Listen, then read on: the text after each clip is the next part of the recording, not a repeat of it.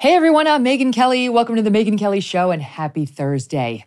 Later, we're going to take a deep dive on the latest in the world of Hunter Biden. Oh, it's a dark world. With a reporter for the Federalist and top attorney who has been covering this story extensively.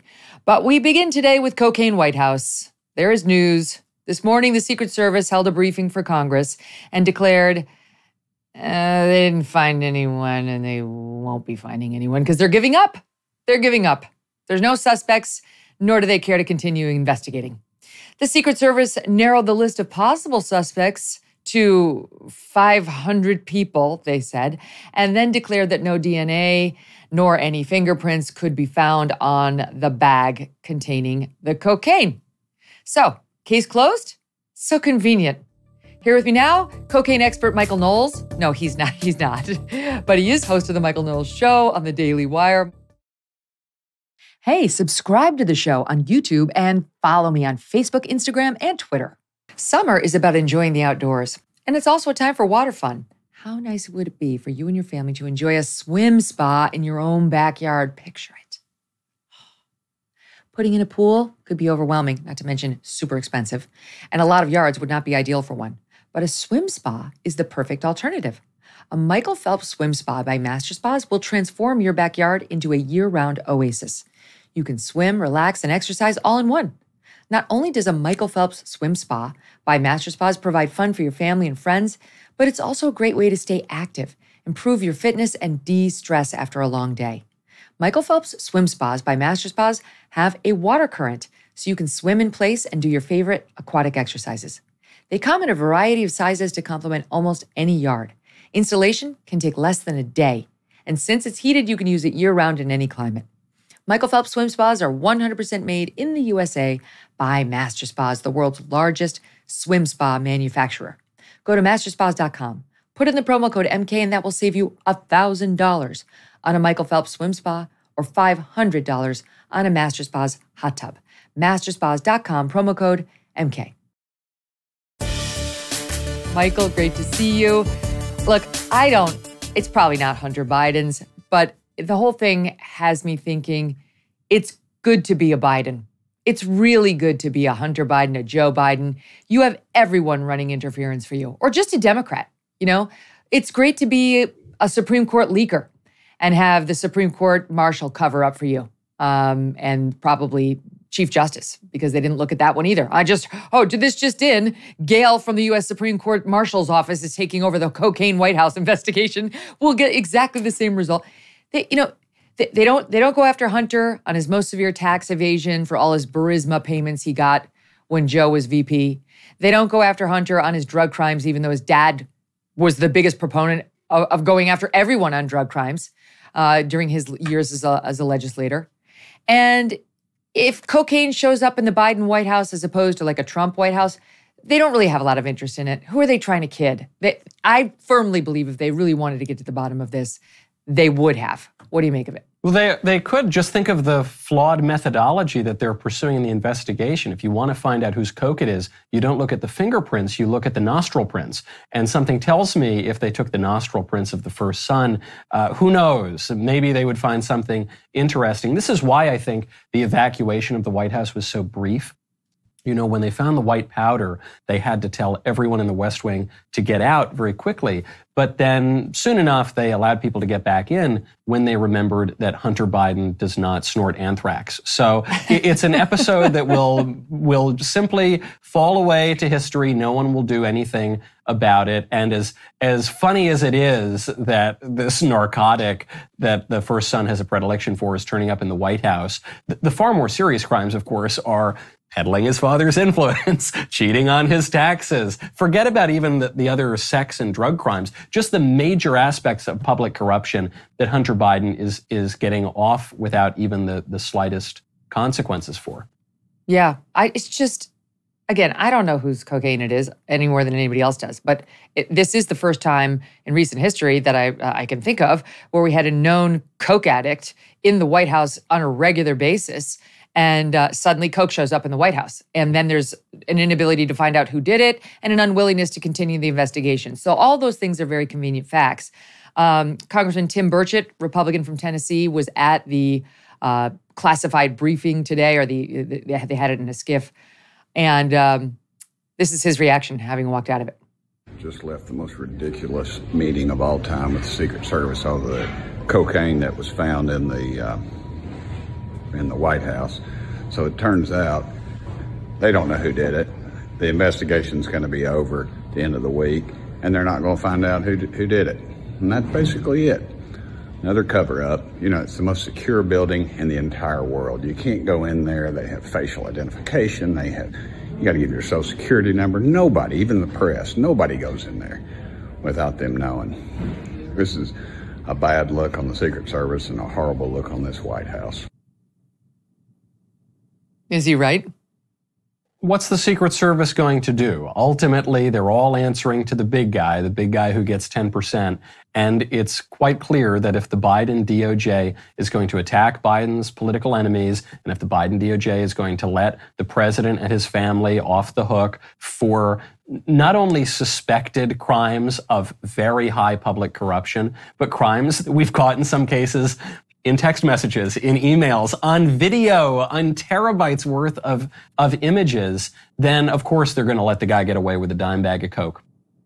You know, I have to say, if there actually were a desire to get to the bottom of this, I mean, let's say it's an alternate scenario in which it's a piece of a bomb that they found in the cubby. You don't think the Secret Service would be able to find the guy? You don't think the Secret Service would be interviewing those 500 witnesses? Because they know who all of them are. As the congressman was pointing out, you know exactly who goes into the White House and when over that limited period of time. And there's just not a desire. I realized it was not a huge amount of coke. But the point is there a cokehead in the White House? It was right outside of the Situation Room, or at least not far from the Situation Room, which is under construction. But my point is they have access. They were pointing out earlier, it's not far from where the vice president parks her limousine. Let's find out. Trump is out there saying we can't have a cokehead in the White House. Not a bad point. They would be able to find out if only they would investigate. And why did they have to wrap it up within a week of the news breaking? This is a matter of real public concern, the aspect of, let's say it's not Hunter Biden. Let's say that it's just somebody else in the White House. I've been to the West Wing on precisely one occasion, but you learn a lot when you walk in there, which is the first thing you notice is it's pretty small. It's a lot smaller than you think it's going to be. Second thing you notice is the security is very tight. There are cameras everywhere. There are always people watching your every move. And as you say, Megyn, there is a record of every single person who is every single place in that area. So these are, with the exception of a handful of very specific guests, there are influential, very powerful people who are walking around here. And so if a cabinet secretary, if a member of the senior staff, if a member of the NSC is a cokehead, that actually does have implications for public policy beyond some tabloid journalism about people doing drugs in places they shouldn't be doing them. It's worse than Hunter Biden. It's way worse if somebody's who's actually making policy and advising the president on policy is on serious drugs. So they don't care, just like they didn't care. The fix was in from the beginning on that Supreme Court leaker. And these two things have direct parallels because in that case, too, they said, we didn't find her or him and we're done. And we're not going to investigate any further. We're not going to kick it to the FBI in the Supreme Court case. Here, I suppose we're supposed to just say the Secret Service couldn't get to it. And so therefore, no one could. And we're just ready to put a bow on it and move on, which is one of the things that makes it so suspicious. Why does it need to be over? There's not some deadline for you to end the investigation by tomorrow. This just happened. I think July 2nd was the day it was found. So we're at July 13th. Let's go. What's the problem? I don't get it.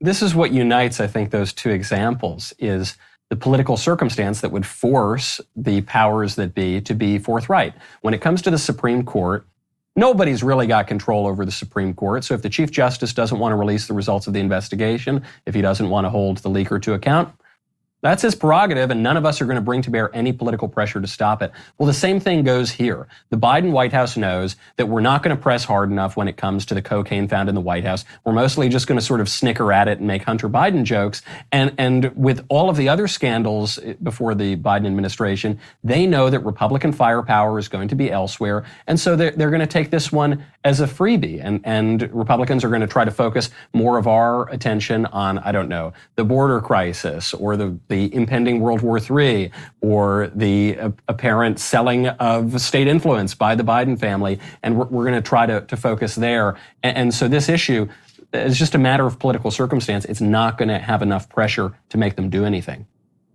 You've got Hunter Biden getting a complete pass on his most severe crimes. They intentionally, I believe, let the statute of limitations run on the most severe crimes before charging him with these minor violations and cutting a sweetheart plea deal for him. And then you've got a totally unwillingness to investigate the most severe allegations of potential bribery when Joe Biden was the sitting vice president, suggesting that he took millions from Burisma, this energy company that his son did as well, in exchange for him getting, among other things, this chief prosecutor fired in Ukraine who was looking into Burisma. They don't want to investigate this, Michael. They're not interested in that. It's another area in which those in charge just sort of shrug their shoulders and say, I'm sure it's just these mean Republicans. And meantime, then flash forward to today, and you've got an FBI trusted confidential informant in this form, 1023 form, that suggested this current occupant of the White House has been on the take for a while, has subjected himself to bribes. And the FBI initially told Congress when they asked for the document, it didn't exist. And then stonewalled them for weeks when they said, we know it exists, hand it over. Then when they had to admit finally that it existed, wouldn't let them take a look at it. Then only when threatened with contempt did Christopher Wray finally buckle and provide the document. And that's when you had middle road congresswomen like Nancy Mace coming out and saying, I just saw a document that suggests Joe Biden committed bribery, was on the receiving end of a bribe. I mean, that's why I say it's good to be a Biden. It's not a one-off. It's not even just about power or money. It's about being at the top of this political echelon where everyone runs cover for you, even the press. Joe Biden is a pretty wealthy guy for someone who's been in public service since 1972. The man has been in the government, in supposed public service, for half a century now, and he's got a pretty nice Rolex watch collection. And more to the point, his close family members all seem to wear really nice suits and seem to have a really nice standard of life. So how did they make that money? Obviously, it was plain old regular corruption. Maybe more pronounced by the Biden family than you see in other political dynasties, especially on the left. But this is the ordinary story of states. This is ordinary run-of-the-mill political corruption that happens to be taking place at the highest level in the most powerful country in the history of the world. And the saddest part about all of it is not how shocking this sort of thing is. It's that it's not shocking. It's that we're all shrugging our shoulders about it. It's that we all know exactly what happened. It's that we read those text messages from Hunter Biden to the Communist Party apparatchik in China saying, I'm sitting next to my father, send me the money right now. We hold a grudge like no other. And we know that sort of thing happens. We know that Hunter Biden has no expertise in Ukrainian energy, in energy of any kind, in anything of any kind for that matter. And we know that he was getting payouts hand over fist from Burisma. And we saw his father on video say he was firing the prosecutor who was looking into Burisma and withholding potentially $1 billion of American aid. And we just see it all and we say, well, I guess that's the way that our government works now. And our lack of indignation, frankly, is the most damning aspect. None of these people running cover, at least in the press, for Joe Biden is pausing to ask themselves whether they have it wrong on him. Whether this actually is not some sweet avuncular guy, Uncle Joe, but really somebody who's been out for years to lie to the public, whether it's his plagiarism or his bold-faced lies about his own policy and his history, or just to manipulate the public such that he can line his own pockets, or those of his son, or those of his brother. I mean, why is Jim Biden getting a pass? Why is the brother involved in everything? It's so absurd. Like, Why weren't people jumping up and down when they learned that Hunter Biden and Jim Biden got completely rich every year of the vice presidency for Joe Biden and thereafter and continue to enrich themselves? When I saw Hunter Biden was balking at paying $20,000 a month for his love child with the former stripper down in Arkansas, my first question was, how's he still making the kind of money where he could pay anybody $20,000 a month? Of course, he went in there to say he couldn't afford it, but where was all of his, what does Hunter Biden do, right? Beau Biden, I think he was the attorney general for the state of Delaware. Okay, I get that. What does Hunter Biden do that's allowed him to afford that kind of dough for this long? And what does Jim Biden do? I've always had such respect for you. I can't believe you're such a Philistine. You're so deeply uncultured that you're not familiar with Hunter Biden's beautiful dot art. Doodle paintings that are netting him $500,000 each. I'll come over sometime. We can, sip red wine and listen to classical music and enjoy the beautiful artwork of Hunter Biden, which is the nearest thing to a hard skill the man has, and it's the sort of thing that my 2.5-year-old son could do right now. So obviously, to your point, it's a total grift, and it's a grift from the whole family. And I think you're right also that beneath the old happy Uncle Joe exterior, there's a really nasty person down there. And those of us who've been paying attention to Joe Biden and to politics for a while have seen this come out. The willingness to lie as though he couldn't even discern the difference between lies and truth. The willingness to say really nasty lies about his political opponents. Mitt Romney wants to put black people in chains. He even told on a more personal level nasty lies about the man who was involved in that tragic car accident with Joe Biden's wife. And very pointed and decided lies after that man had died, lying about him being inebriated, lying about also all sorts of things in the man's life that were clearly intentional. And now, on that personal aspect, you see this most clearly in Joe Biden's refusal to acknowledge one of his grandchildren. And I'm pointing this out, and because I think it's my least favorite thing about the guy. He's an ordinary run-of-the-mill, blow-in-the-wind, empty-suit politician. They're a dime a dozen. The thing that's particularly nasty about him is this guy has a 4-year-old granddaughter out there somewhere. Her grandfather is the president of the United States, and he constantly refuses to acknowledge her. He puts up 6 stockings at the White House, intentionally leaves her out of it.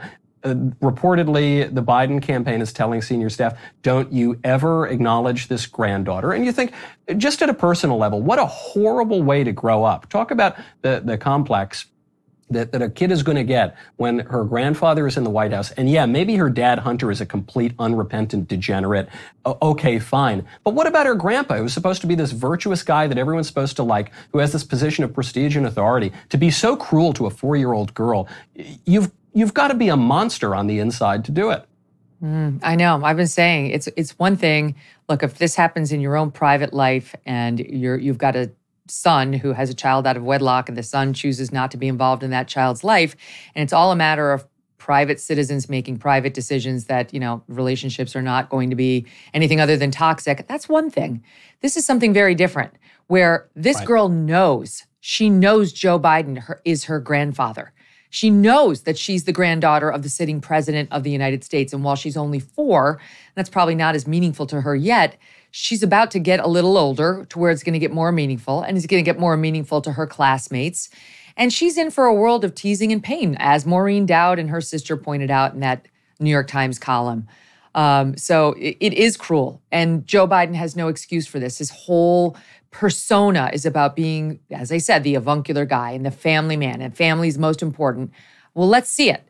And instead of him owning up to any piece of this, or Hunter Biden, and then the press really holding him to account, credit to the New York Times for those pieces notwithstanding, here's the messaging you get from, let's say, The View, all right? The View they've been kicking around the issue of him being a grandfather for the 7th time. But they were talking about this piece that ran in Axios about Joe Biden's temper, which you just mentioned, and how nasty he is, after promising that if you were disrespectful to staff in his White House, you'd be fired immediately.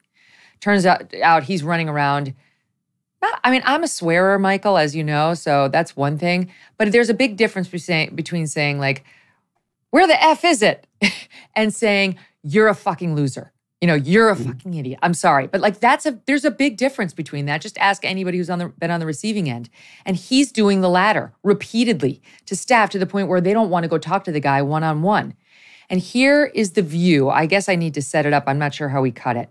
But they were picking up on a comment made by Kennedy over on Fox News. Kennedy is a jokester. She's like a comedian.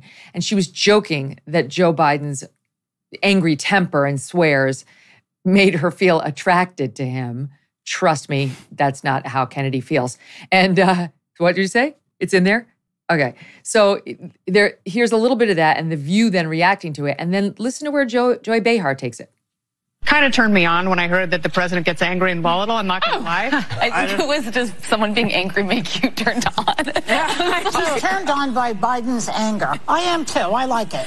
You like it? I do. Well, you have said that before. I like that. I mean, he's such a mild-mannered, sweet guy. But he's not. We've heard, listen, he has dropped more F-bombs than I have. Uncle Joe over the years. Uncle Joe has done that. I mean, over the years, we've heard him off mic say stuff. I mean, he's a regular guy. I don't want two white men shouting at each other for the next year and a half until the president. He has not shouted.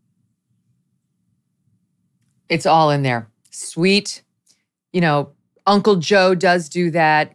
He's just a regular guy. So taking it away from the abusive staff and just putting it on the swearing, which as I pointed out at the top, these are two different things. But just running excuses for him from start to finish. And then finishing with the pièce de résistance. He's a white guy. I don't want to look at that's the Republican on the panel. She doesn't want to look at the white guy running. And if you go on, they talk about how Joy Behar's belief that Joe Biden gets away with talking like this because of the white male patriarchy. I mean, it was all there, Michael. That's the most conservative opinion you're going to get on The View, no doubt. And they're going to run the story on Biden yelling, just like all of the networks are running it, because Axios reported on it. And my take is a little different than other people's here, in that I don't think this was just a damaging leak for the Biden campaign to Axios that now we're all seriously debating. I think this was a strategic leak by the Biden campaign, because while in a way it doesn't make him look great, it makes him look a little nastier than we might have thought, at a deeper level, it makes people kind of like him. When Joy Behar and Kennedy jokingly say, oh, it kind of turns me on. I'm more attracted to him now. I think that was the point of the leak, because while this is somewhat damaging, the point of this kind of a leak is to counteract the more damaging narrative, which is that Joe Biden's a vegetable. So how do you counter the narrative that we all see with our own eyes, which is that Joe Biden doesn't know what end is up, he mumbles his words, he kind of walks around like a zombie? Well, the way you counter that is you say, no, this guy, he's really vigorous. He's yelling all the time, and he's saying, gee, it, I want to know the answers to this. And how do you not know this effing answer to this question? And so beneath even that, those examples that you see in Axios, is the premise that Joe Biden, he knows the real answers to these questions. He knows the details better than his staff members, and he expects higher standards so that they can keep up with him. I think it's BS. I think it was out there so that people don't realize that the man's being held up by marionette strings.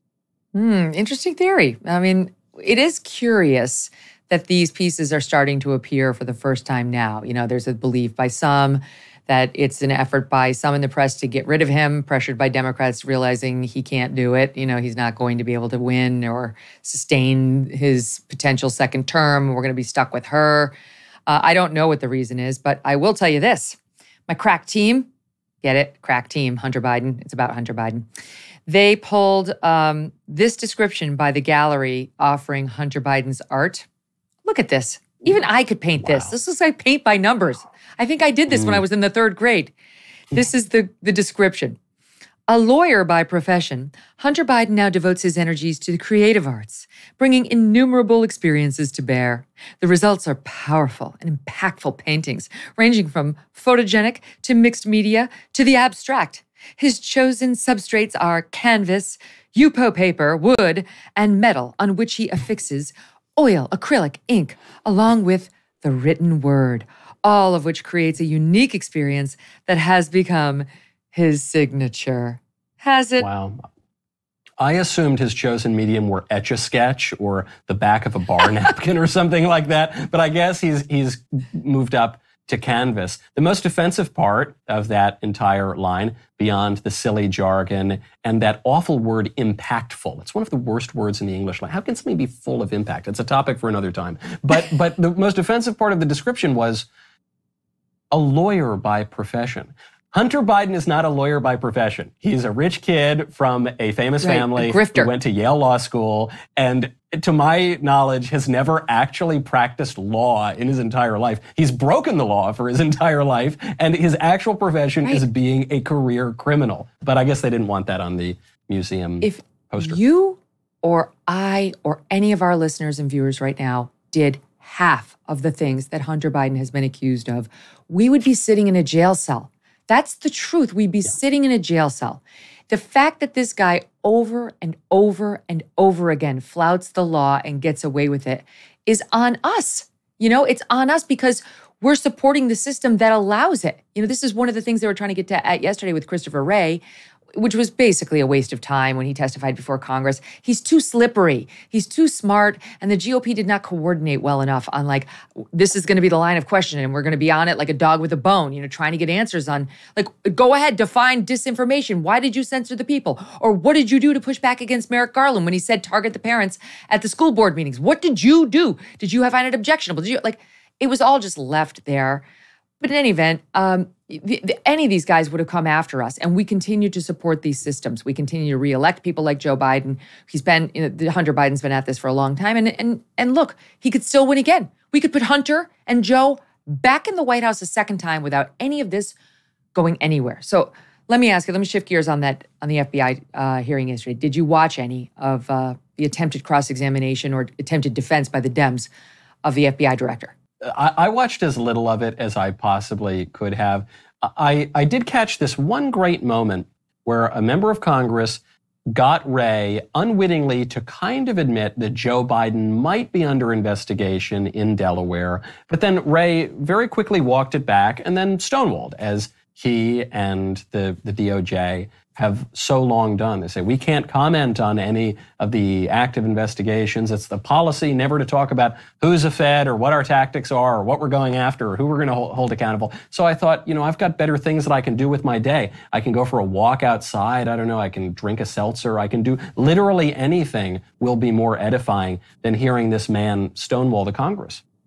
This soundbite is the one I was kind of referring to about the parents and the school board meetings, which was just so annoying to me because of all the overreaches by the DOJ. And look, the prosecution of Donald Trump is number one, obviously. This is the one that resonated on a personal level for so many parents across the country who had never been to a school board meeting in their lives. That most of them couldn't tell you when they are held or who's on the board, but the overreaches during COVID made them show up. And the weird sexualization of the classrooms made them show up. And the indoctrination in the weird gender ideology made them show up. And then they got threatened as domestic terrorists. So take a look at that coming up yesterday in SOT 1. Do you believe that the Attorney General should apologize to parents who are the subject of that memorandum? I'm not going to speak to that. Will you apologize for the FBI's own role? I think the FBI conducted itself the way it should here, which is that we've continued to follow our longstanding rules and have not changed anything in response to that memo. I mean, why? It's the wrong question, first of all, right? Like, it's the wrong question. We ask him, was this sent to you? Were you given a directive? Did you push back? Would you have followed this? Is this an appropriate law enforcement matter? Are you aware that this recommendation that parents be investigated as domestic terrorists was based on news articles called from left-leaning sites that misrepresented facts, and even the facts that they did offer were about parents speaking beyond the allotted time? Would you allow the FBI to be used for such a purpose? Can you assure the American public you would never have executed these directives, and so on, right? Like, there was a way of getting some meat on the bones of this cross-examination, but these lawmakers didn't do it. Yeah, I think there's a little bit of throwing up hands in the air going on here. I don't want to make excuses for members of Congress who maybe should have done more preparation, because that's true of a lot of politicians.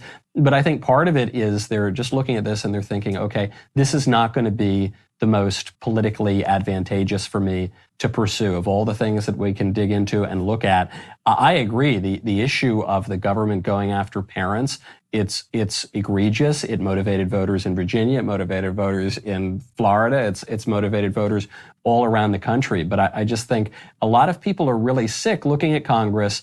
And even when the members of Congress get some really good zingers in there, nothing happens. People are just so frustrated that, okay, we got our soundbite. We made so-and-so look foolish, whether it's Christopher Wray or Dr. Fauci or any of these cartoonish villains in our government, but then there are never any actual consequences for it. So, okay, I'm going to look away from Washington, D.C. I think that's a lot of why you've seen people start to show up to those school board meetings and start to look more at state level and local level politics, is because they think, okay, nothing's going to happen at the federal level, so might as well try to do something myself. If you want Christopher Wray fired, if you want Dr. Fauci fired, I realize Fauci's now moved on. You do need a change at the top, however. I mean, you do need a different president. A different president could make a difference. We talked with Nikki Haley about her plan for the FBI yesterday.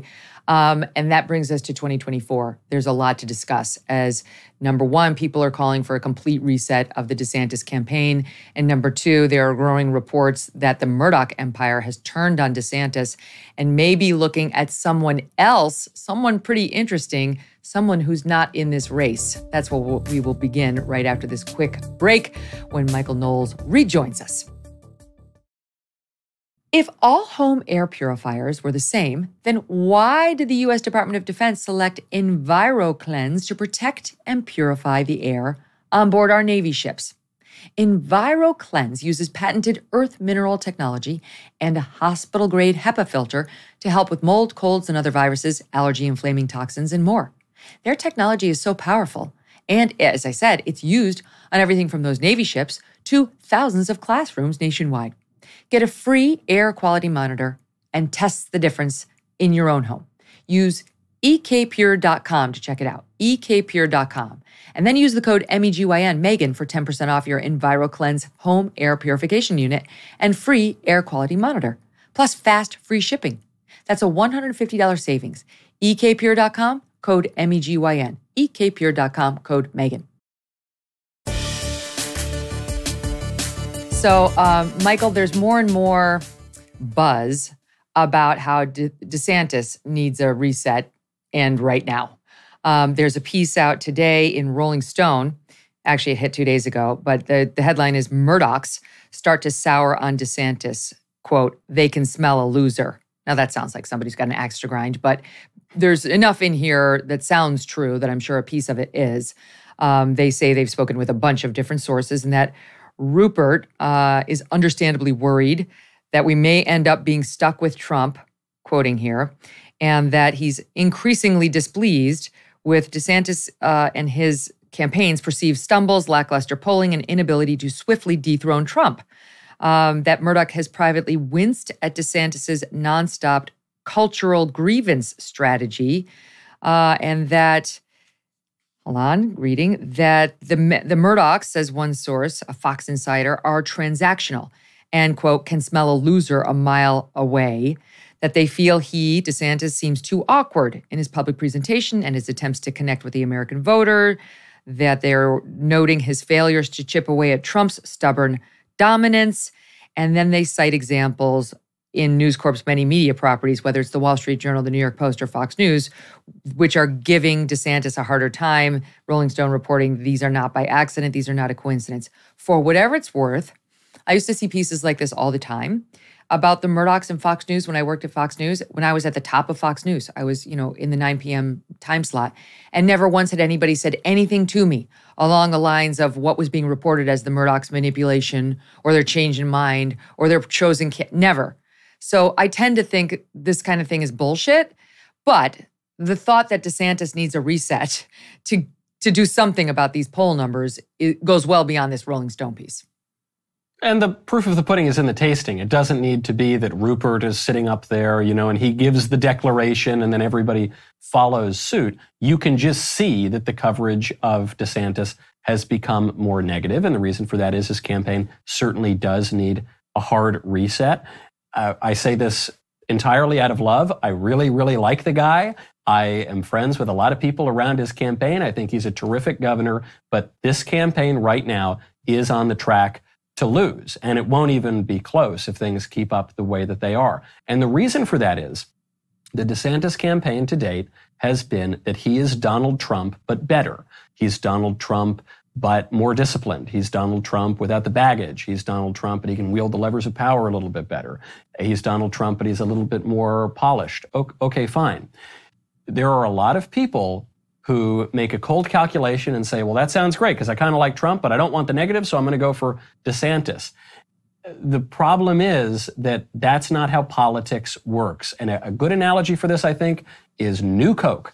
When New Coke came out, we all mock it now and we say the Coca-Cola Corporation made a huge mistake. Why would they ever try to upend their classic happy recipe on Coca-Cola? Well, the reason is because they focus group tested New Coke relentlessly. And when people had blindfolds on, they preferred New Coke. New Coke was a little bit, a little sweeter, a little better, a little lighter. They liked it. But then you take the blindfold off and they wanted the original. Even if on paper in some cold calculation, you can make the case that the new imitation is better than the original, people are going to still stick with the OG. Part of this also is because of now old-fashioned notions such as fealty, such as loyalty, such as comfort, such as tradition, which political consultants don't really take into account, but ordinary people do. And so this is not to say that DeSantis is totally doomed, but he's got to run in a different way than he is right now, which is, I'm just going to be a better version of Donald Trump. If that's all he's offering, then people are going to go with Trump. When Republicans run as being the better version of Democrats, to use another example, people just vote for the Democrats. You need to give people a choice rather than an echo. This was the insight of Phyllis Schlafly, who is one of the greatest conservative activists in the history of the United States. So what's going to happen now? Well, if trends continue, Trump is going to move from what was a 25-point lead to a 30-point lead to now he's over a 30-point lead. And the other candidates in the race, many of whom say they're in the race to take on Donald Trump. You know, Chris Christie entered the race. He said, I'm in the race to beat up Donald Trump. Well, practically, that's not what they're doing.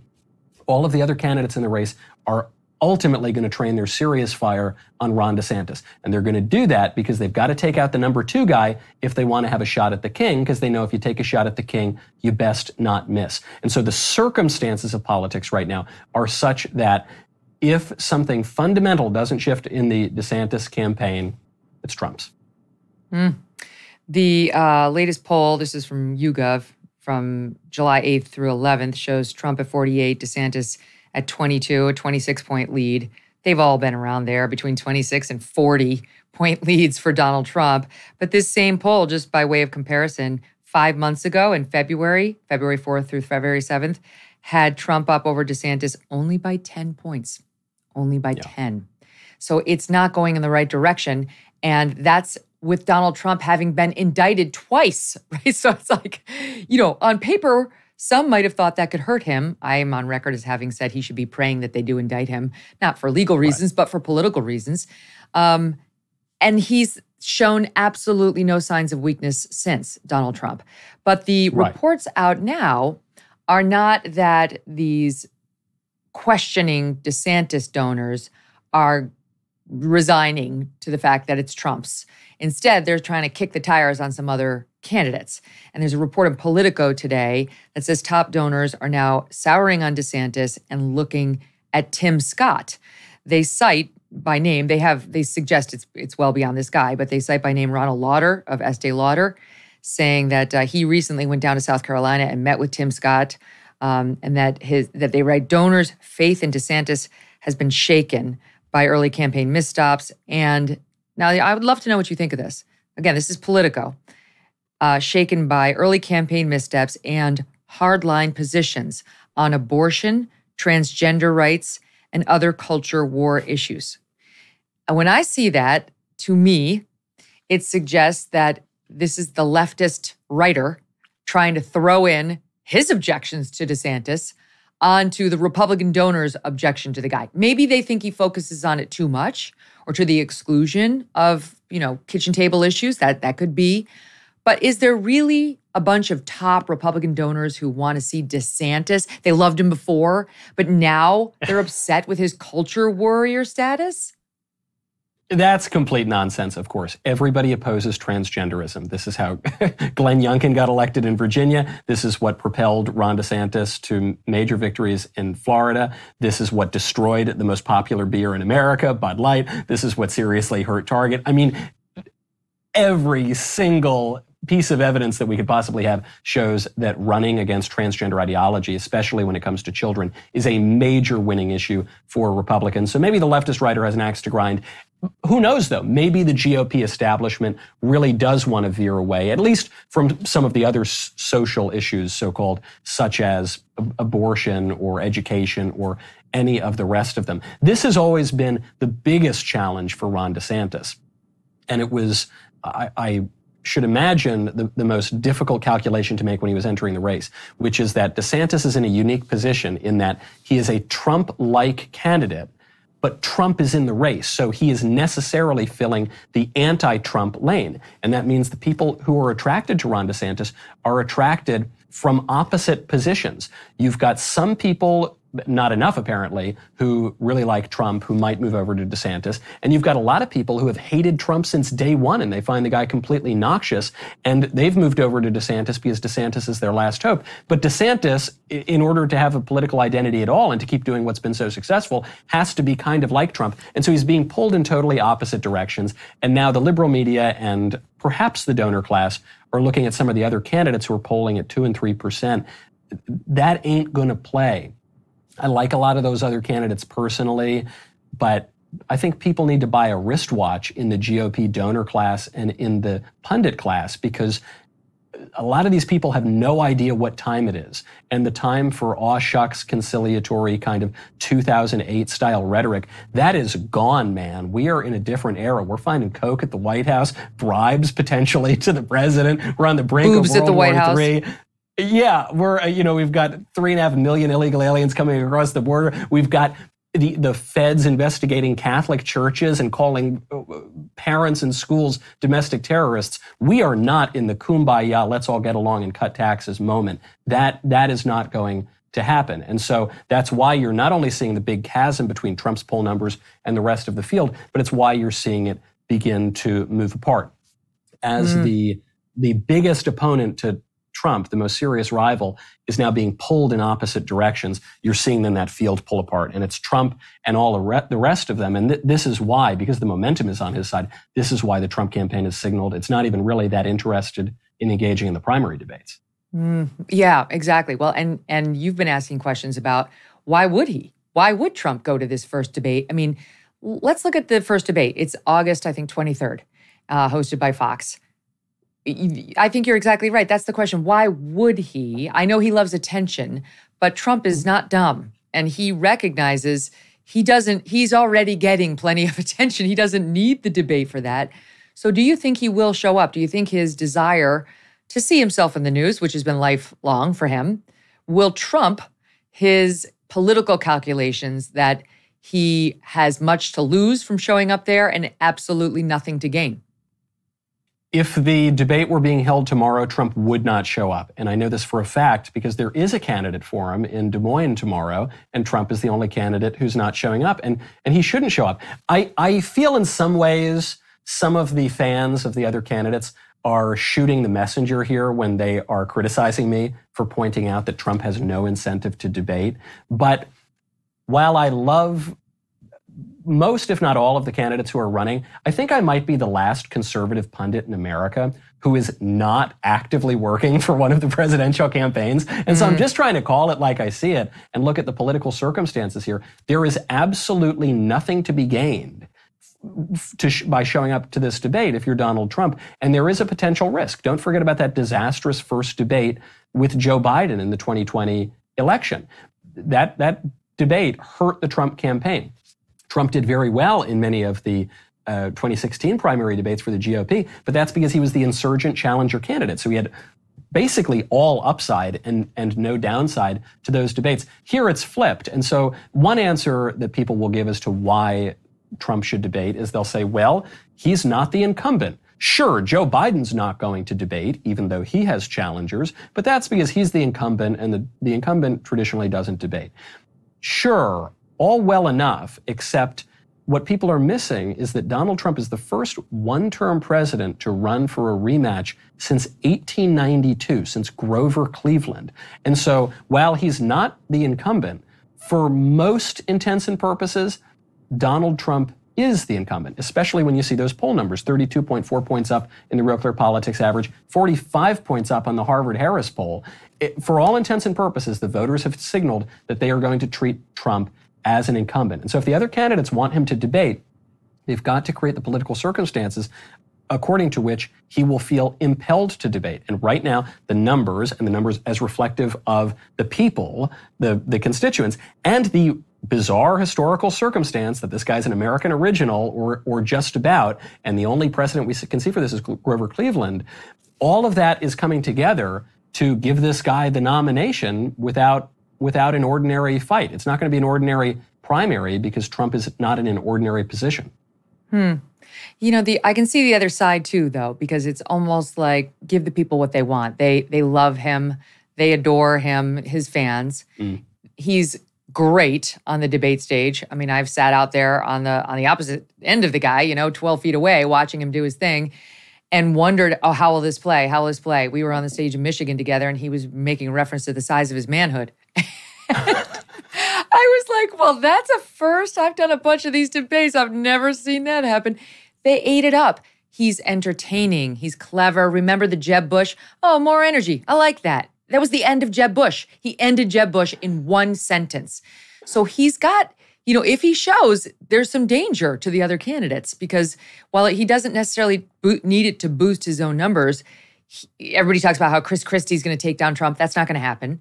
But he could take down Chris Christie. I mean, Trump has the ability to absolutely stab you in the heart rhetorically on the debate stage and you never fight again. So I could see some reasons for him to do it as well. Plus, that's true, though, Megyn. I think I'm the biggest promoter of the thesis that there could be a mild Chris Christie renaissance. I call it the Chrisissance or croissants for short. And I'm increasingly dim on that view. But people forget he was a popular two-term governor. He's not very popular anymore. And he's a pretty good debater. He is. Really went hard after Rubio and, at least in the public imagination, completely destroyed his campaign back in 2016. And for this reason, Donald Trump picked Chris Christie to be his debate sparring partner before the 2020 debates with Joe Biden. So there's risk for Trump, even if it's a small risk, even for a low polling candidate like Chris Christie. Now, you're right about the spectacle. Give the people what they want. But the flip side to that is if Trump doesn't show up, I suspect viewership is going to be relatively low. We'll be able to test this theory tomorrow in Des Moines when the candidates show up for this forum, which is not exactly a debate, but it'll be similar enough that we can get some sense of this. So then what's going to happen on a debate stage if Trump doesn't show up? Well, what's going to happen is they're all going to make their comments about how terrible Trump is, but it's not really going to hit because the guy's not in the room. And then most likely what will happen is they'll turn their fire on the leader of the non-Trump part of the field, and that's DeSantis. And if the rest of the field turns their fire on DeSantis, that's only going to benefit Trump. So I just think if you're on the Trump campaign now doing this calculation, I think you see potentially something to lose by showing up, but you potentially also have something to gain because if that whole field turns on DeSantis, they could knock his numbers down even further. One thought, or two actually. Number one, yes, Chris Christie took out Marco Rubio, though I think you could make the case, too, that Marco Rubio took out himself. Remember, he was like stuck on autopilot. He kind of kept repeating the same thing. And then Chris Christie's like, look, he's doing it right now. This is all he does with these rehearsed lines. And then Megyn, Marco Rubio repeated another rehearsed line. We need to do away with this fiction that Chris Christie doesn't know what he's doing. He knows exactly what he's doing. Was that the line? That was almost verbatim the line, I think. Was that it? So that was number one. And number two is the other candidate that the Murdochs are reportedly hoping jumps in is Glenn Youngkin of Virginia, who I know was the great hope of people very high up in Republican politics. But I think from what I hear, the guy has decided not this time, maybe next, but he does not want to jump in. And so, I don't know that the fleece is going to make an appearance in 2024, though I understand why he's appealing. But to your point, he can get those Republican women in the suburbs. I don't know if they'll see him as the fighter who's got to stand up to the people who want to chop off children's body parts and, arrest parents as domestic terrorists. Stand by. Michael Knowles stays with us. We will be right back. And don't forget, folks, you can find The Megyn Kelly Show live on SiriusXM Triumph Channel 111. Every weekday at noon East, the full video show by subscribing to youtube.com/Megyn Kelly. There you have all the fun clips from our show, the shorties, as my mom calls them. And if you like your news in the form of an audio podcast, go ahead and follow and download us wherever you get your podcasts for free. There was just a big write-up about us, calling us the pod gods, talking about our astonishing 41% growth in just one quarter. We were already one of the top shows in podcasting, so thank you to all of you for making that possible. Do you see those dark spots in the mirror? You want help making them go away? Introducing the Dark Spot Corrector from Genucel, right in time for the summer. The Dark Spot Corrector, with not one but 3 cutting-edge ingredients, goes to work fast to target sunspots, dark spots, liver spots, even old discoloration, both on your face and your hands. You can now enjoy your summer sun, beach, and barbecues without those pesky spots. With Genucel, you will see results or your money back. No questions asked. So go to Genucel.com right now. Get your Dark Spot Corrector with the new Genucel most popular package. That's all their best stuff. And now featuring summer essentials like the best-selling Ultra Retinol Moisturizer with a powerful retinol alternative for safe use in the summer sun. Visit Genucel.com/MK60 for these amazing summer essentials and save over 70% off Genucel's most popular package. Free shipping, free returns, and excellent luxury skincare. All at 70% off. Genucel.com/MK60. That's GENUCEL.com/MK60. All orders include a mystery gift while supplies last. Look, you did the tough thing during COVID. You paid your people and pulled your business through the pandemic. And now doing the tough thing could qualify you for up to $26,000 per employee at covidtaxrelief.org. Government funds are available right now to reward companies with 2 or more employees who stayed open during COVID. It's not a loan and you don't have to pay it back. The program's complicated, but no one knows more about it than the CPAs and tax experts at covidtaxrelief.org. You pay nothing upfront, they do all the work, and share a percentage of the cash they get you. Businesses of all types, including nonprofits and churches, can qualify, even those who took PPP loans and even if you had increases in sales. You did the tough thing for your employees during COVID. Now let covidtaxrelief.org help get you up to $26,000 per employee. Visit covidtaxrelief.org. covidtaxrelief.org, covidtaxrelief.org.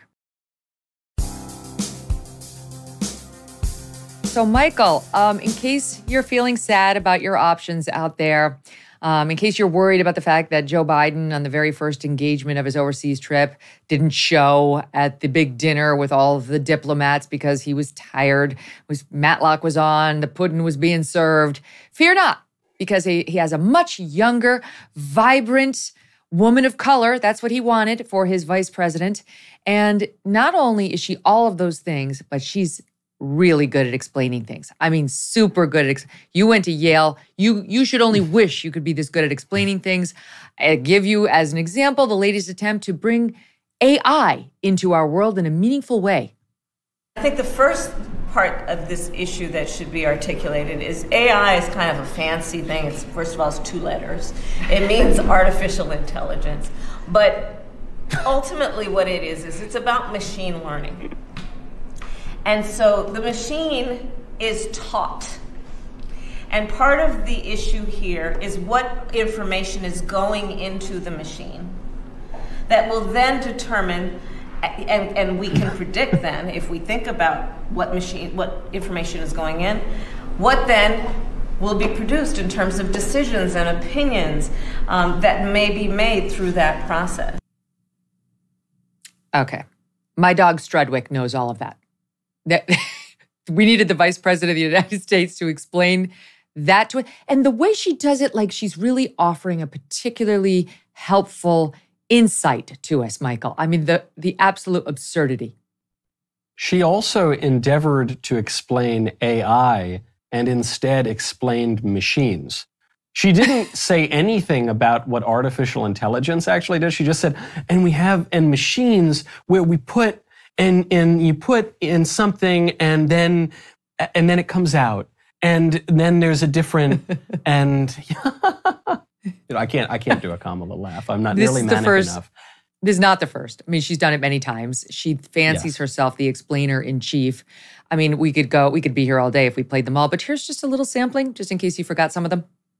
So Ukraine is a country in Europe. It exists next to another country called Russia. Russia is a bigger country. Oh, God. Russia is a powerful country. Russia decided to invade a smaller country called Ukraine. So basically, that's wrong. This issue of transportation is fundamentally about just making sure that people have the ability to get where they need to go. Space is exciting. It spurs our imaginations, and it forces us to ask big questions. Space, it affects us all, and it connects us all. It gives us a sense of the magnitude of it all. Earth is kind of small, right? Oh, God. The Earth is like a speck compared to the sun. Did you ever see, Megyn, the scene in The Simpsons where Bart is giving a report on Libya and he sort of just rambles from unrelated topic to unrelated topic, and then he says, in conclusion, Libya is a land of contradictions. That was more intelligent and educational than whatever Kamala Harris just said. And I don't want to be unfair here. Politicians, taken out of context especially, often will make really dumb-sounding remarks. They did this to George Bush for 8 years. George Bush, however, is a smart man who has read lots of books and is curious and is actually not a half-bad painter, certainly a lot better than Hunter Biden. So there's obviously something going on in his mind that he sometimes fails to communicate with his words. In the case of Kamala Harris,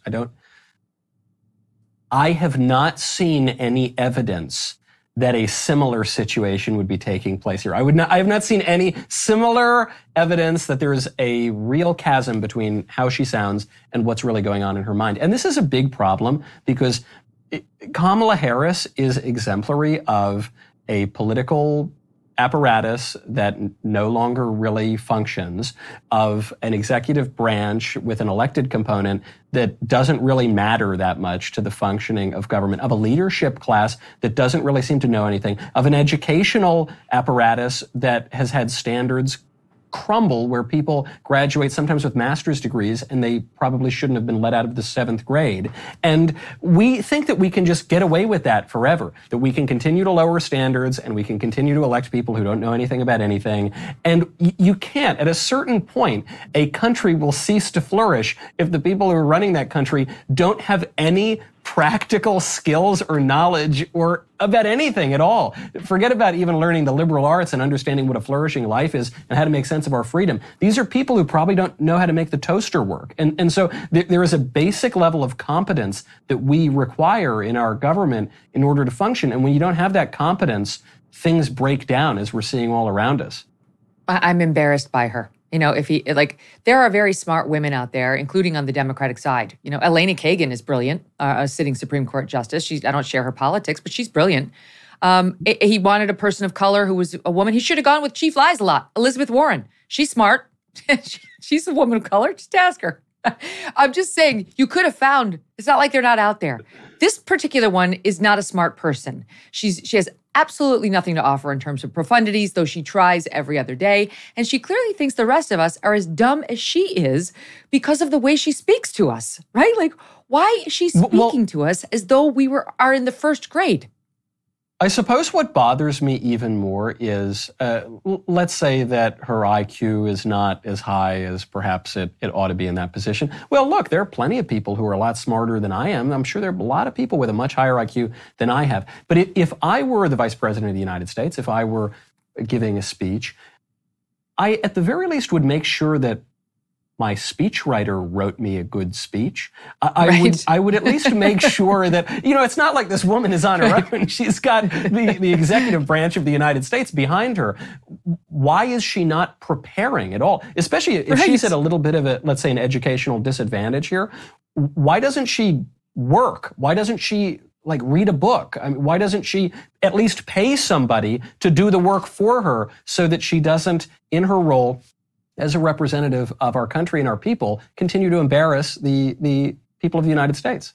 I know, it says something about her and none of it is good. And yet they want us to believe that Ron DeSantis's focus on culture war issues is a non-starter for him in terms of getting in the White House. But this woman is our sitting vice president, so no problem. You got the ladies of the View saying they don't want another race between two white men out there pushing the patriarchy. Well, if this is the alternative, I think most of us would choose the patriarchy. Speaking of woke cultural issues, there's a lot to go over. I promised this to the audience yesterday, so I will begin this part of our discussion with what happened on CNN.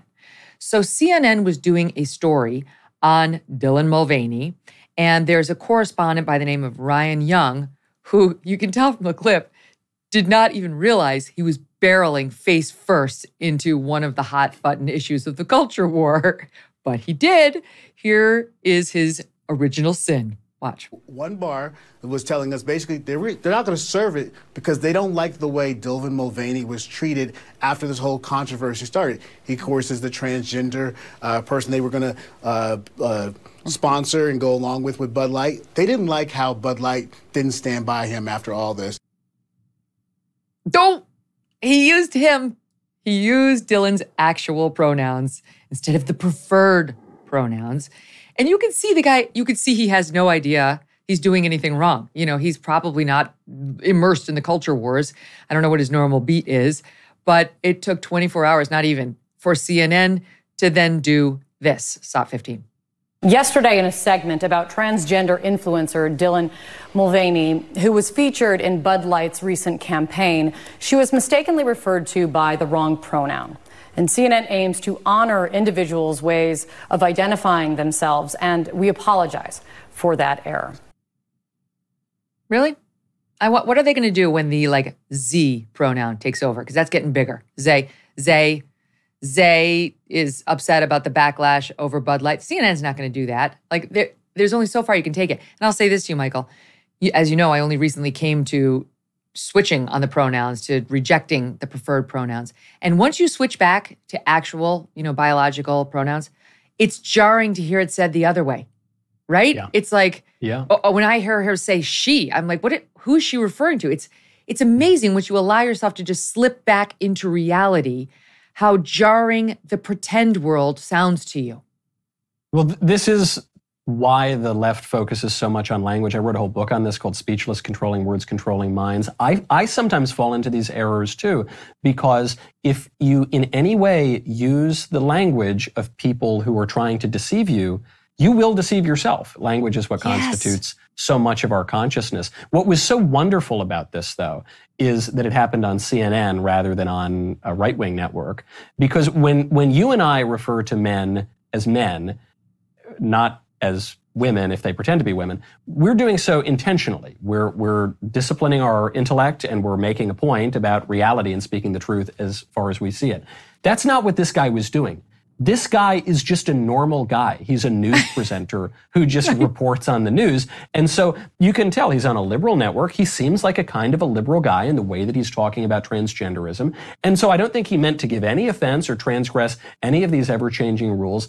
He just, being normal, knows that Dylan Mulvaney is a man. And so he perceived reality as it is and spoke in accordance with reality. And that's the biggest sin you can commit these days. And then the reaction from CNN, it was out of a movie. It wasn't out of a horror movie. It was out of a parody. It was out of a comedy movie. We are very, very sorry. We've committed an egregious sin. Mea culpa, mea maxima culpa, flogging themselves on air. But the reason that CNN fell into this error in the first place is because everybody, Megyn, everybody, statistically, at least 87%, maybe 100% of people know that the transgender stuff is totally bogus and that they know that the men are men.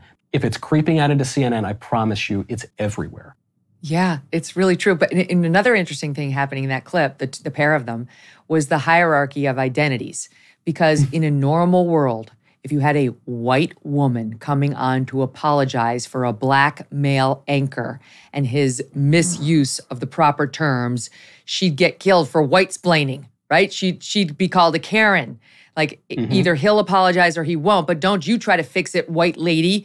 part of the problem, but because it was an offense to the trans community, all the rules are out the window. They're at the top of the hierarchy right now. That is so true. What an insightful point. The only way that she could really dot her T's and cross her I's here is if we were to find out, if she released a genealogy report that it turned out she was 2048th, Nigerian or something like that. And then she could also claim to be a member of that aggrieved minority. But as it stands right now, you're right, Megyn, this is open to debate. Yeah, otherwise she goes from Kate Bolden to Karen Bolden, whatever her name is. Let's stay on this because the latest reports on Bud Light, my God, every day it gets worse. And here's the latest. So we continue to get the updates on their sales. Bud Light sales, is from the New York Post, plunged 28.5% for the week ended July 1, worse than the 27.9% decline they suffered the previous week, which was already at record lows. Their sales, reports the Post, appear now to have infected Bud Light's sister brands within, as you call them, Anheuser-Busch. This is my favorite thing I've heard in the past 2 months. According to Bump Williams, whose consulting firm crunched the latest numbers from Nielsen. Sales of Michelob Ultra are down by 4.3%. Sales of Busch Light are down by 8.5%. Meanwhile, Modelo Especial, the number 2 beer brand in the U.S., saw its sales jump 11.4% during the same week. So it's not about people just aren't drinking the beer. People are still mad at Anheuser and Bud Light in particular. And adding to that, you got the ex-Anheuser-Busch executive who by name goes on the record and speaks out about this, saying he is shocked by how much money the company has lost in the wake of this partnership. His name is Anson Fredericks. He worked for the beer maker for nearly 11 years, was its president of operations till last April, and told Fox Business he's even more shocked, though, about the lack of clear response by CEO Brendan Whitworth, who's had 3 chances now to speak out and try to fix it and has failed. He said he should have come out and said, of course, this was a mistake. We would not do this again because we've lost billions of dollars in market cap. Our brands are down almost 30%. And all of a sudden, we're putting a lot of our suppliers at risk. But that CEO cannot get it right, Michael. So what do you make of the latest terrible news for Bud Light and Anheuser? Well, the reason that Anheuser-Busch's CEO can't do the simple thing and apologize is because he's being pulled by his investors who have signed on to things like the ESG movement and GARM, which is the Global Alliance for Responsible Media, which is just another one of these multinational liberal blobs that says that corporations are going to toe the leftist line or they don't get to advertise on the big tech platforms. They've signed on to all of this. And so even when the consumers are saying, we hate your product, we're not going to buy it anymore, this boycott's here to stay, even if the CEO were inclined to apologize, he just thinks the greater risk to him is from irritating the investors and the political establishment than it is from irritating the customers. We are no longer operating in the kind of free market system in which the customer is always right. That's gone. Obviously, the only thing that the CEO of Anheuser-Busch can do is to apologize. That's the only thing that would get the consumers to come back. There's no conciliatory middle ground on this particular issue. Either women get their own bathrooms or they don't. Either women get their own sports leagues or they don't. Either a man can become a woman or a man can't become a woman. And there's really no middle ground. And it's an issue that is increasingly encroaching on parents' ability to raise their children. So it's one that's going to get everybody fired up. You got to pick a side. You stand in the middle of the road. You're going to get hit by a truck. And what this speaks to, by the way, is a much deeper and broader change in politics. For most of my lifetime, and certainly since the end of the Cold War, I would say, until about 6-7 years ago, the defining term for the right in America would be liberty or choice or freedom, something like that. That's what motivated all of the conservative movement, the intellectual aspect of the conservative movement, and the Republican Party. That has shifted with the rise of populism, and I think with the advance toward absurdity of leftism, to the point that now the key term is no longer choice or freedom or something like that. I think the key term is truth. You're seeing this reflected in Trump's campaign. Trump's social media network is called Truth Social. It's not called Choice Social. It's not called Do Whatever You Want Social. It's Truth Social. Vivek Ramaswamy, who's now jumped, I think, to 3rd place in the GOP race out of nowhere. He's an anti-woke businessman. He's pretty different, actually, from the traditional GOP establishment. What's that hat that he's always wearing at his campaigns? It says truth on it. in a culture that has become so absurd, in which we can't agree on the basic facts of life, where we can't communicate with one another. As a result, we don't even know the right pronouns to use, even on CNN. That kind of culture needs to be ballasted with something it can hold on to, objective truth that we can all agree upon, without which self-government is not possible. So you see this reflected at the constituent level. That's why they elected Trump. You see this reflected in the media. That's why more populist, right-wing voices, guys like Tucker Carlson and others who take a firm line on these kinds of issues, are so popular. You see it on the intellectual side with the rise of something like the post-liberal movement. People like Patrick Deneen, people like Sohrab Ahmari, a less libertarian kind of right-wing. The whole political establishment is moving into that direction, and the corporations had better keep up if they don't want to irritate all of their customers. Because you can have all the ESG asset manager money in the world, but if you don't have people to buy your product, your company's not going to last very long.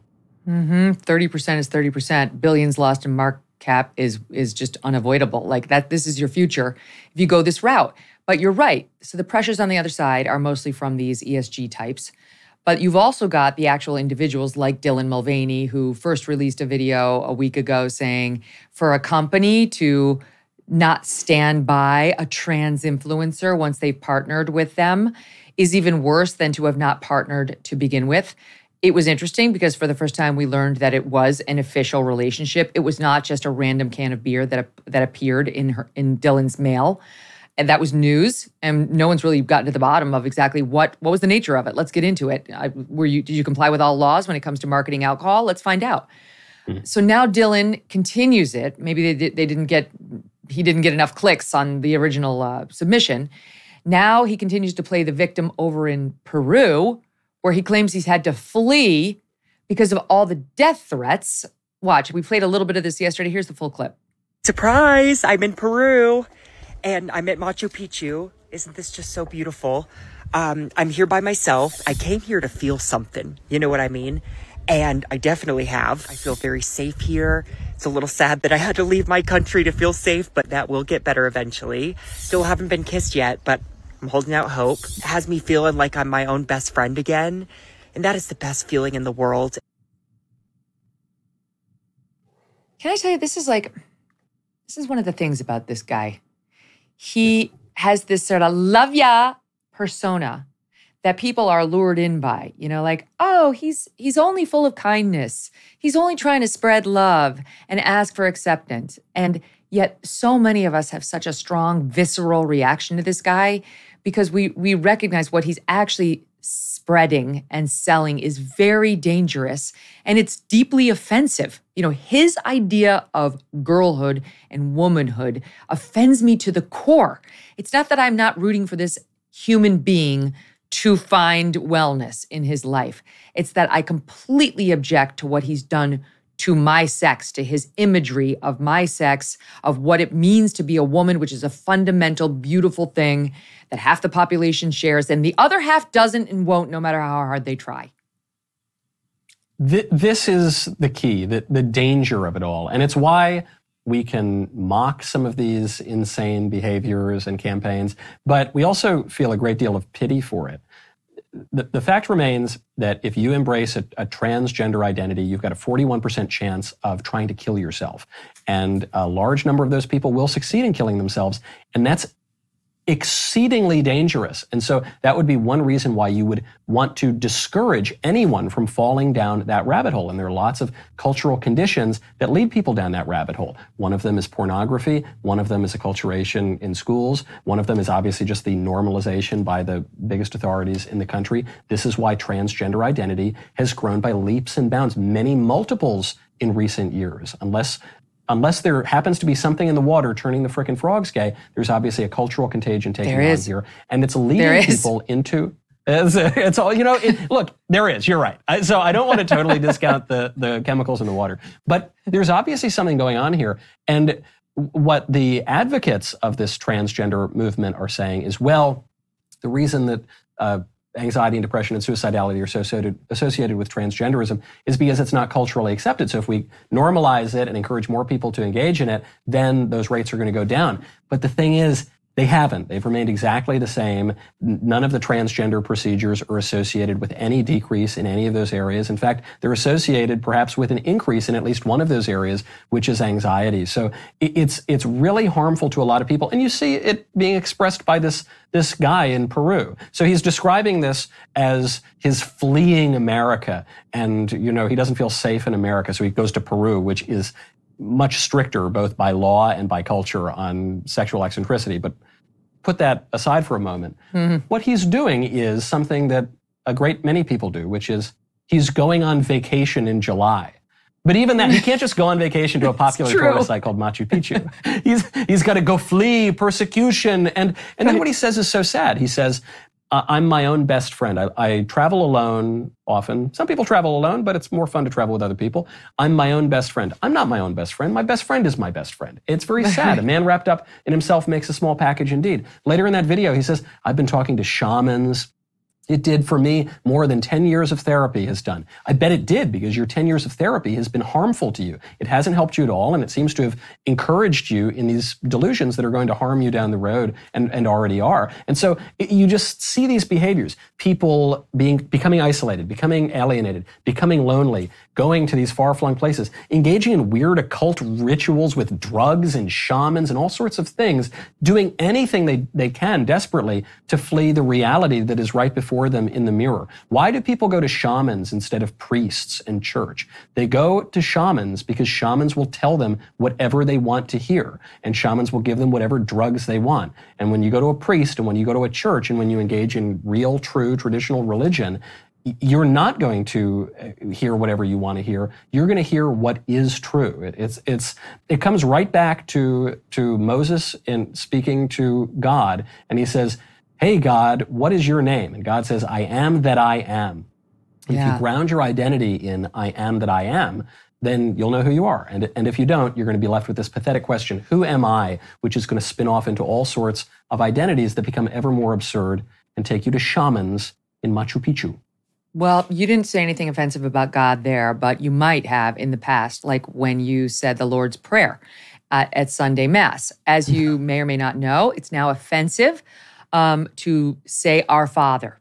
That is getting targeted by the woke Church of England. The Church of England is now saying the opening of the Lord's Prayer is problematic. And here's the full statement. Okay, it's because of the words Our Father.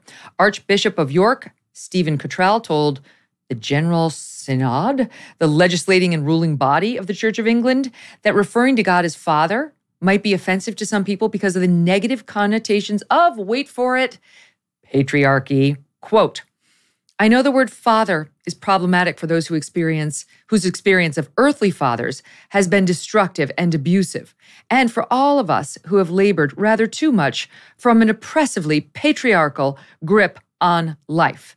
This is according to The Guardian. Then he went on to say, then they went on to report in this piece, currently, Michael, the Church of England is looking at using gender-neutral pronouns for God.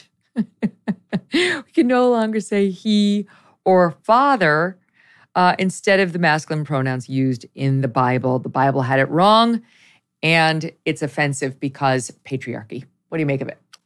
We have to respect everybody's preferred pronouns, except for God's, apparently. He's the one person, three persons in one divine unity, whose pronouns we don't have to respect, according to the Church of England, which has a sort of logic to it, in that the Church of England is a woke social club that identifies as a church. So no surprise here that they see a chasm between reality and identity. The other irony on top of this is that we have many wonderful prayers that have come down to us from antiquity, from the earliest days of the church.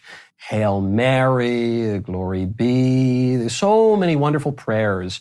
And there's one prayer that Jesus Christ gives us directly and explicitly in the Bible, and it is the Lord's Prayer. That's the one they want to change. If that doesn't tell you everything about some modern eccentric religious sects, I don't know what will. There's a great line, comes from the 20th century, and it's variously associated to lots of figures who all associate it with Fulton Sheen.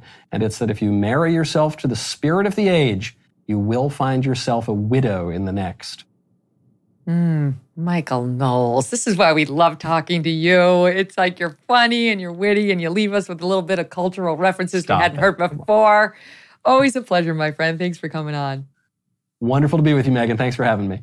So fun. Okay, one MK to another. We're going to be right back with the very latest on the investigations into Hunter Biden. I know it's confusing, but here on the show, we've made a commitment to you to try to keep it very simple. Not Kamala Harris level simple, but at your education level simple. And we're going to do just that in 2 minutes.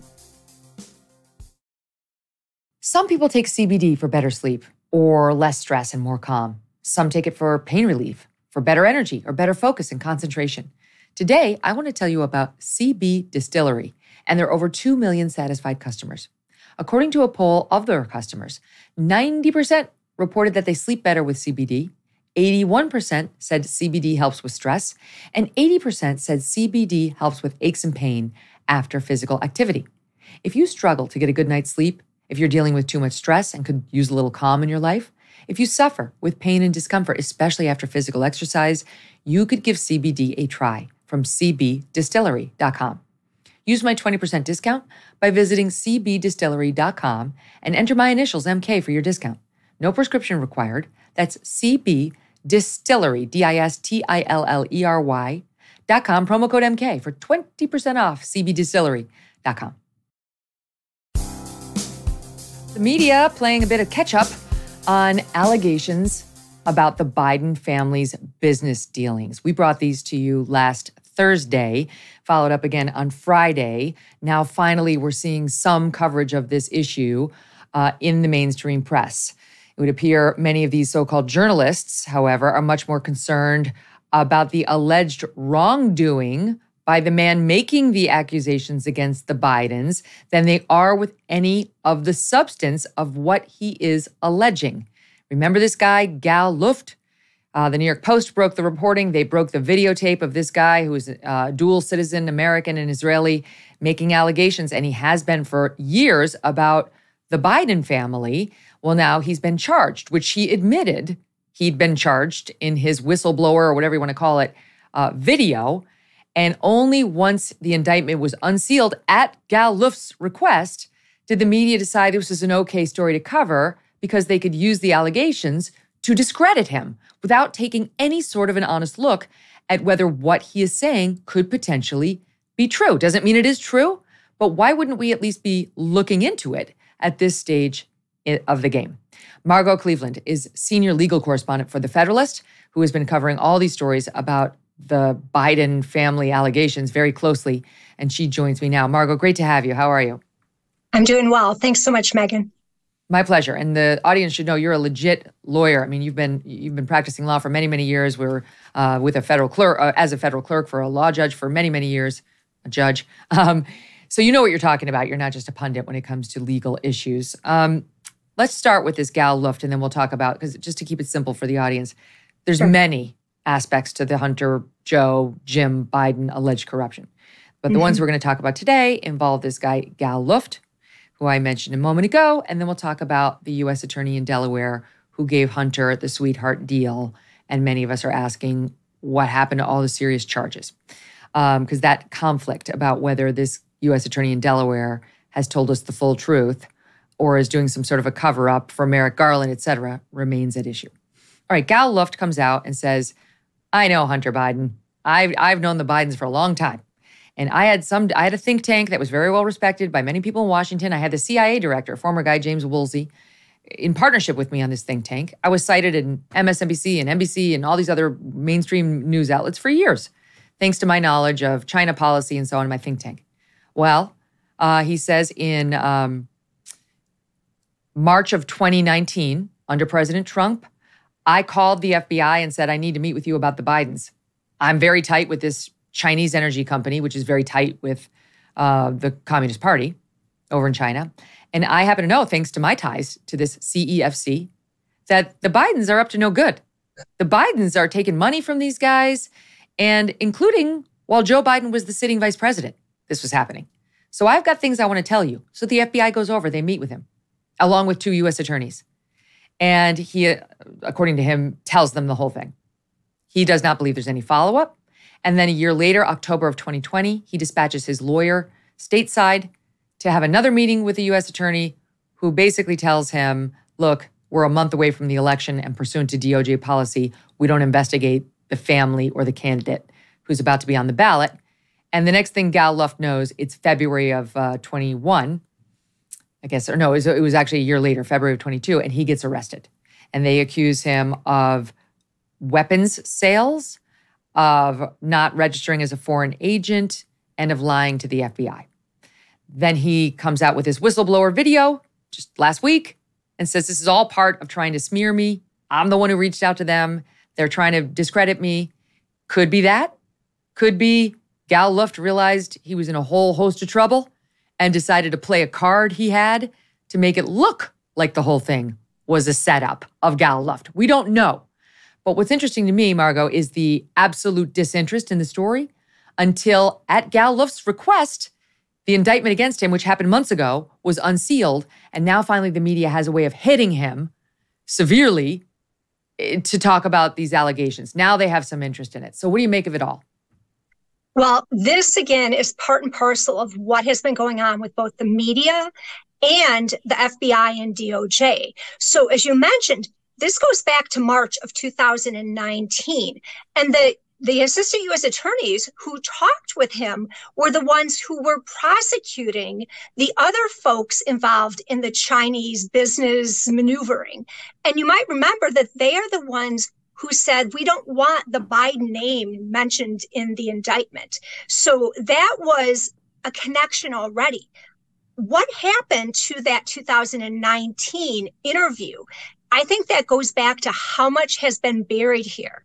And just yesterday, Congressman Comer requested the FBI turn that information over. And as you said, we don't know, is he playing a card or was he really being set up by the government? The thing to keep in mind here is anytime you have someone who knows the inside details, they're usually not good guys. That's how you get the criminals usually. You either be them, you bug them, or you flip them. Those are the three main ways. So the fact that he might have been in bed with the Chinese Communist Party, that doesn't say anything other than, hey, if he knows the Chinese Communist Party and was in bed with them, so was Hunter Biden. That was the same exact company. That's what he's saying. Now, I don't know if this guy was facilitating weapons sales to places like Libya, it's a problem. Or dealings with Iran, against whom we have sanctions, it's a problem. But they also have charged him with violating FARA, F-A-R-A, the Foreign Agent Registration Act, which requires if you're working in the United States on behalf of a foreign government that you disclose it so we know exactly who we're dealing with. And they're saying he didn't. But he raised in his video, Gal Luft did, if I did that, then Hunter Biden did that in spades and potentially other members of the Biden family. So how am I indicted for this? I want to correct myself, but the indictment came down in February of 23, just unsealed this week at his request. If I am guilty of that and being prosecuted for that, how is Hunter Biden not getting prosecuted for that? Exactly. But then again, how is Hunter Biden not getting prosecuted for the false statement to get the gun when everyone else is? So this is part and parcel of the collaboration between the media, the DOJ, and the FBI to protect the Biden family. And whether Gal Luft is a arms dealer and a bad guy or not, you still need to follow up on this information. And that's where March of 2019, they should have been following up. You got to tie this all into also what Senator Grassley has said, that the FBI purposefully buried information. We had FBI headquarters, Brian Auten, who the whistleblower claimed opened up an assessment so that the FBI could falsely label things disinformation. We also just to add to that, just so the audience can follow. So this guy, Brian Auten, is an anti-Trump guy inside the FBI who's been maneuvering things inside the FBI against Trump and to protect Biden for a long, long time. And there are real questions being asked now, including of Christopher Wray. Why is this guy still employed? Why is he still in the FBI? Absolutely. And Megyn, I'm so glad that you mentioned that, because yesterday when those questions were posed to Ray, there was a really good point that I hadn't thought of. After Auten was already in internal investigation for what he did in Crossfire Hurricane, he was somehow still involved in and started doing this assessment that came to the information. I'm sorry, how can you possibly do that you have the person that's under investigation for politicizing in Crossfire Hurricane now involved in this situation? So stinks. Again, this has so many webs and so many legs to it. But the bottom line is very simple. We have a well-respected confidential human source who told the FBI that the owner of Burisma had now we said switched just to reset the scale, the scene. So we're moving from Gal Luft in China over to Ukraine and Hunter's many dealings there. Go ahead. Right. So we're now back to Ukraine, but we have the biggest bombshell here, which is Burisma's owner told a confidential human source with years of credible experience working with our government under the Obama administration that Burisma paid $5 million to Joe and $5 million to Hunter. He actually called him the big guy. So the Ukraine owner called him the big guy before the laptop story broke. That 1023 was sent to Delaware to be investigated. And it doesn't look like any investigation happened. Our whistleblowers didn't know anything about that document. So the Gal Luft might be a different country, but it's the same story of pay to play. It's the same story of being buried by the FBI, the DOJ, and the media. So deeply troubling. I do want to get to that piece of it in one second, but before we leave Gal Luft, I'll go take a trip back to China for one more second. Jake Sullivan was asked, of the NSA, was asked about Gal Luft and his extraordinary allegations just this week. And listen to how he handled it. Listen to this. U.S. Attorney for the Southern District of New York indicted a man named Gal Luft for violating the Foreign Agents Registration Act by working without registration for a company called CEFC China Energy. The president's son and brother worked at the same firm without registration. What's the White House's take on the potential FARA liability for the first family of the president here? I've not seen that and can't comment on it. Yep. So he has no idea. Just to clarify, because it was hard to hear. The question was, the U.S. Attorney for the Southern District of New York indicted Gal Luft for violating FARA. The president's son and brother worked for the same firm without registration. So what's the White House's take on the potential FARA or bar of liability for the first family? Haven't seen that and kind of comment. That's a lie. He 100% has seen that. He knows full well, but he knows that the rest of the media will run cover on it, so he doesn't have to answer. Absolutely. And you know who else knows all about this? Joe Biden, the person who says, I had nothing to do with my son's business dealings. So it's part and parcel of everything that's been going on with the Bidens and the Biden investigation. Okay, so now let's stay over in the lane of the IRS whistleblowers who came forward. Gary Shapley's the one, then the other's unnamed, and now we're going to have a new hearing with them, thanks to James Comer, which will be good. And they've alleged that there's a reason David Weiss, the U.S. Attorney for Delaware, did not bring really meaty charges against Hunter and let the statute of limitations expire on some of the worst claims that could have been brought against Hunter, and that is DOJ interference. That is Merrick Garland and another deputy working on the case at every turn tipped off Hunter Biden about investigations or interviews that were going to happen, shut down any mention of Joe Biden or an actual look into whether Joe Biden had a connection to this, the big guy, all that. No, it's a no. You can't go there. And basically protected the president and his son from start to finish. And that whistleblower says David Weiss, the U.S. attorney, admitted to the IRS whistleblowers and other FBI agents at a meeting that he didn't have full authority and that he had been turned down by U.S. attorneys in California and D.C. on bringing charges. Now, Weiss is coming out kind of siding with Merrick Garland, saying that's not true. The whistleblower doesn't know what he's talking about. They don't know what they're talking about. But there is a memo that the whistleblower Shapley wrote that we've seen now, dated October 7th, 2022, that he sent to his boss, and the boss signs off on it saying, thanks, you covered it all. Doesn't say you misstated everything, Gary Shapley. And in that memo, he says, the whistleblower now, Shapley, among other things, quote, David Weiss, the U.S. Attorney for Delaware, stated that he is not the deciding person on whether charges are filed. And goes on to say, he told us DOJ denied his request for special counsel authority and told him to instead, quote, follow the process. Now Weiss is trying to weasel out of all of this by saying, I never asked to be special counsel. I was told I would be labeled special attorney, which is a slightly different thing. If I needed that authority, it'd be granted to me, and suggest it may still be granted to me. Like it's all wide open. Well, you let the statute of limitations run. The New York Times confirmed you were turned down by the California U.S. Attorney and or the U.S. Attorney in Delaware. You've already been in D.C. You've already been turned down. You already let the statute run. Don't pretend it's all still out there and you still might do all this. So what's happening here, Margot? So the big question I have is, did Weiss lie to his agents when he said that he is not in control of it? Or did he lie then to Congress when he said, I've always been told I have this kind of authority to do it?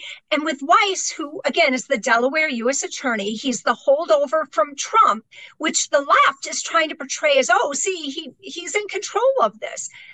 He's trying to change the story every chance he gets. He has never come out, though, and contradicted what the whistleblowers have said, which was during this meeting, not only did he say he's not in charge, but he said that he tried to get the authority to bring the charges and he was denied it.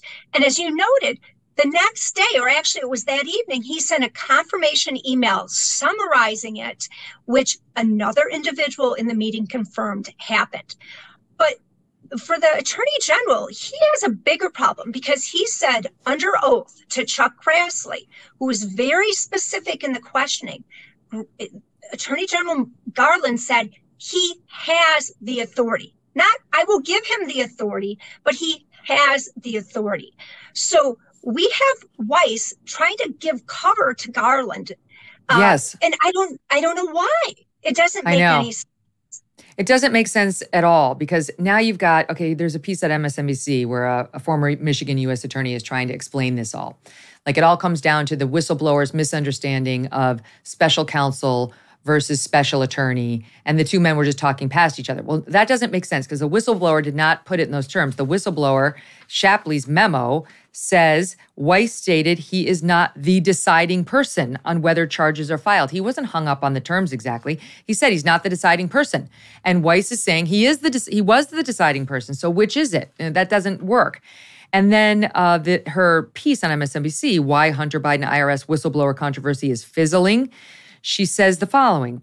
Look, Weiss says that he discussed with Justice the possibility of being appointed a special attorney, which isn't a special counsel. Special counsel does ultimately have to answer to Merrick Garland.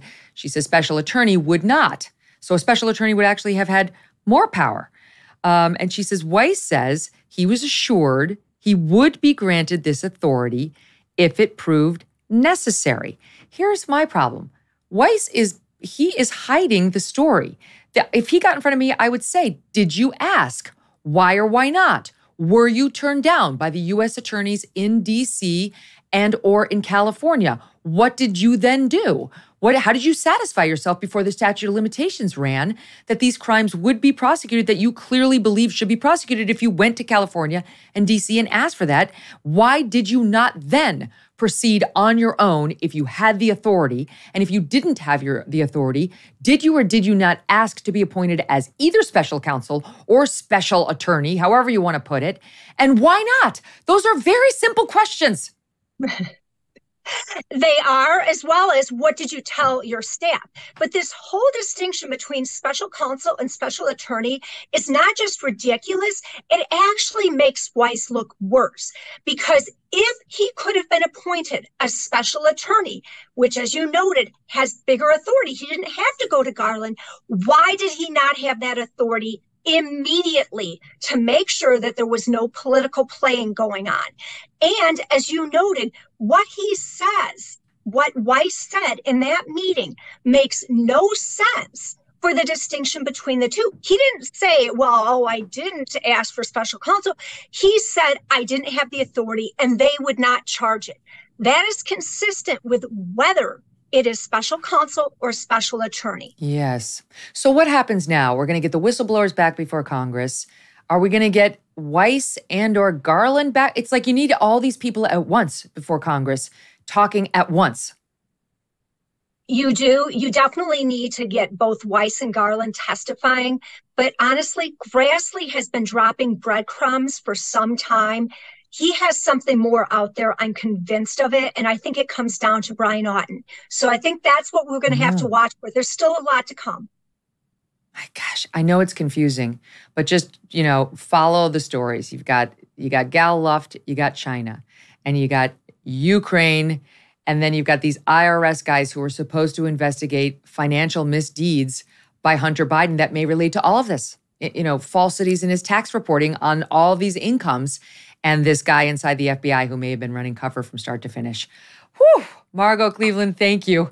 I appreciate it. Thanks so much. Want to tell you all we're off tomorrow, but I would love for you to check out MegynKelly.com for all of your Megyn Kelly Show info, your needs. The full archives are there. I know a lot of people want to see our full shows. How can I see them? Go to MegynKelly.com.